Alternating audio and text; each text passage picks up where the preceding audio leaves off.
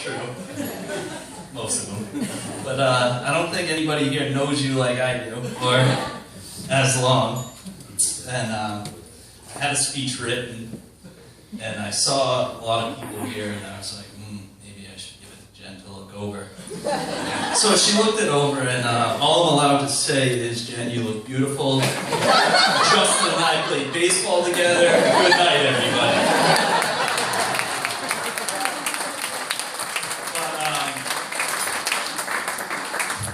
But on a serious note, in going over this speech, I got to reflect back on all the times we had, and started keeping a notebook whenever I got an idea.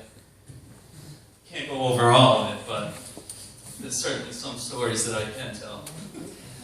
Justin and I became friends in 8th grade, real best friends, like first ever full-blown best friends. And we decided we were going to be co-presidents of the United States of America. Ladies and gentlemen, we were going to invent and print the $3 bill with both our faces on it.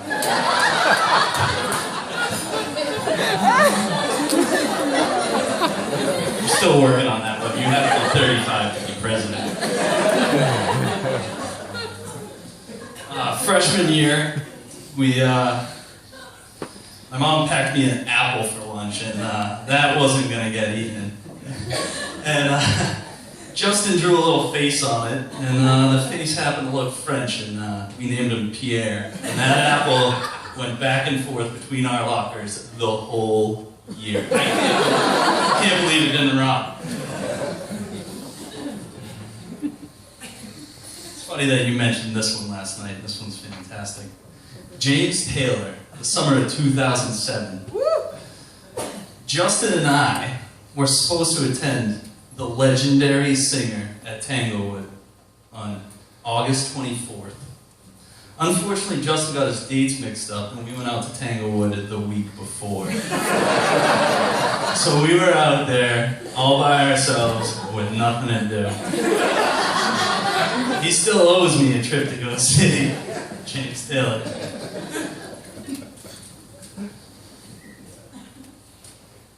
The first Buffett. August 2006. Justin and I scored tickets to our first Buffett show. See Memory, Long Walk Home.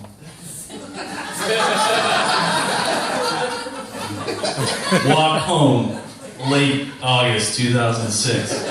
Justin and I had just experienced our first Buffett show. After our friends had left us, Justin and I had no choice but to walk 14 miles home. Wow. I'm not going to tell this one. You can see me after.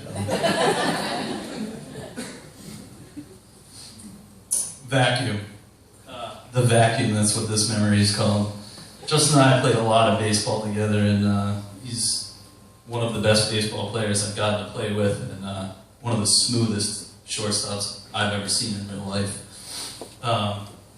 We had just finished winning one of our 17 games on our way to winning the league championship. And our coach at the time, he liked to keep the interviews interesting, and he had told the gentleman who was writing the article that day that Justin got to every ball, and he was like a vacuum out there. So from then on, Justin was known as the vacuum. Unfortunately, nobody on the team could spell that. And the bat that we put into the local McDonald's has a vacuum spelled wrong on it. But in all seriousness, he did get to every ball. Impressive. Here's one. This is called The Surprise. This happened January into February of 2012. This is my first interaction with Jen. I received a random Facebook message from an attractive girl named Jen, who was from Florida. In that message, Jen had explained how she wanted to surprise her boyfriend and fly his best friend, that was me, to Florida to attend a Jimmy Buffett concert in Orlando. I was so surprised she admitted that Justin was her boyfriend.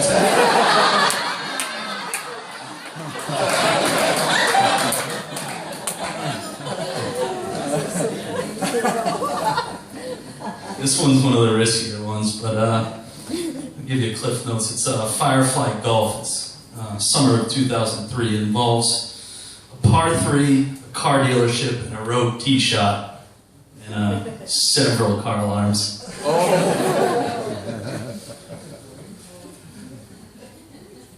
This is a 50-page book, by the way. This memory is called Nachola. This is February 2012. I had finally got to Florida, and we were attending that Buffett show. And Jen and Justin, it's borderline disgusting how much PDA occurs when you're out with Justin and Jen. But all appropriate, I assure you.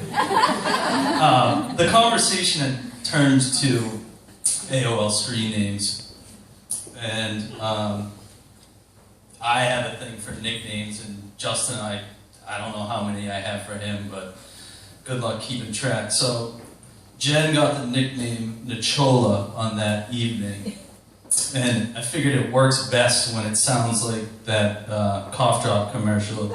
Nichola.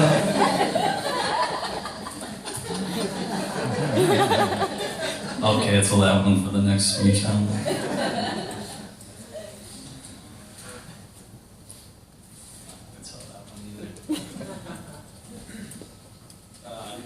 So I was worried that I wasn't going to have enough material to present to you today. So recently I Googled Justin Parr. This was actually 2 days ago. Don't worry, Phil. It came back clean. But what came up was a bunch of baseball stats. He played in 142 games at Westfield State. He had 475 at-bats, 95 runs. He had 153 hits and a career average of 322. That's pretty impressive. Yeah. Let's give it for Justin. He was 19th in the country in sacrifice hits in 2008. He had 132 singles, 18 doubles, 3 base hits, and 0 home runs. That is, until he met Jen.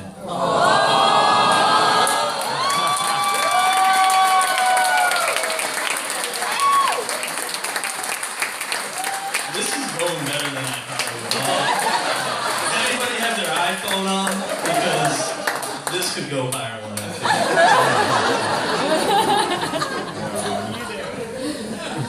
He also won the Peter Mazza Award for an outstanding student athlete. I didn't think he was that smart. Some of the ideas we've had, I know he's not that smart.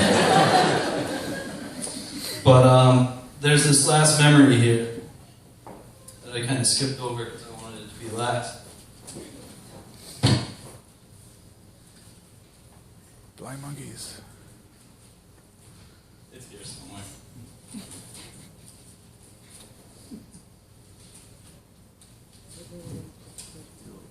That's the walk home. I went through that one already.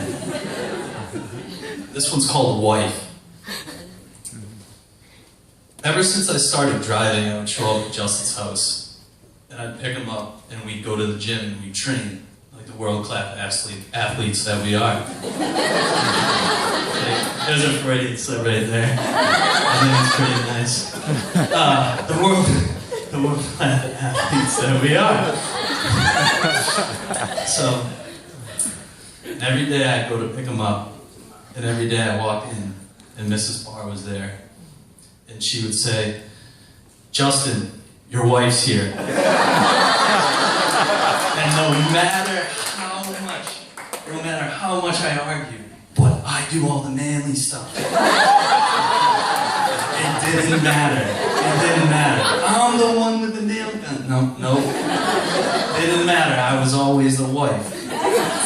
And I think it's true because today, like, I care for Justin a great deal. He is truly my best friend. But even today, I tied his tie for him. So I guess I am his wife. But no longer. Jen, today, I hand over the reins to you. And I'd like that everybody drink their glass. I also have a few toasts written down. I was going to go with a Jimmy Buffett one, but why don't we get drunk and screwed? It didn't seem like a good idea.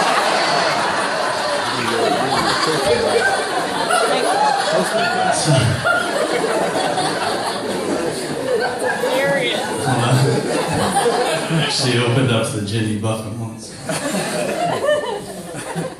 There's a Lee Brice song out there, and bear with me because it's a little repetitive toward the end, but I think it has a lot of meaning. It says, be a best friend, tell the truth, and overuse the words I love you. Go to work, do your best, don't outsmart your common sense. Never let your praying knees get lazy and love like crazy. Always treat your woman like a lady and never get too old to call her baby. Never let your praying knees get lazy and love like crazy. You two kids, you love like crazy.